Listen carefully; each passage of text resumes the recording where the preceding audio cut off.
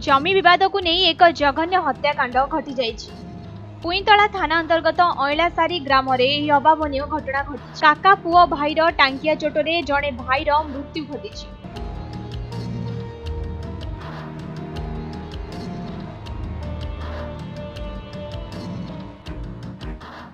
काका परिवार लोके हत्या करिसेंती पुतुरांकु। एभली एक नृशंस घटना आज सारा बलांगीर रे चहल सृष्टि करिछि।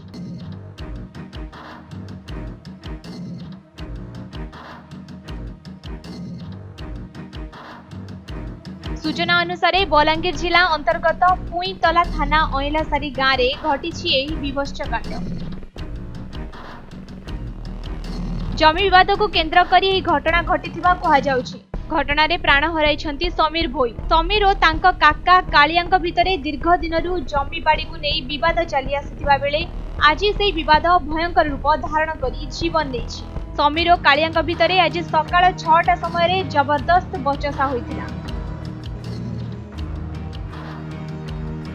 एतिकी बेले कालियांक पुओ दीपक हठात समीर को बेकरे टांगिया चोट मारिथिले। आकस्मिक टांगिया चोट संभाली न पारी टळी पड़िथिले समीर।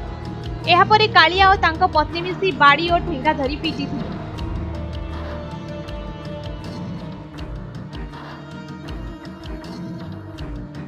फलरे घटनास्थल रे समीरकर मृत्यु होइथिला। पुईतला पुलिस घटनास्थल रे पहुंची शव जबत करबा सह तदंत चलाइथिबा जणा पड़िछि।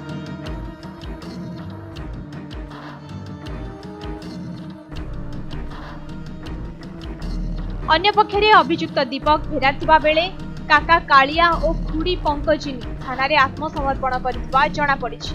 बलांगीर शरद महाकुरुंक रिपोर्ट समय लाइव।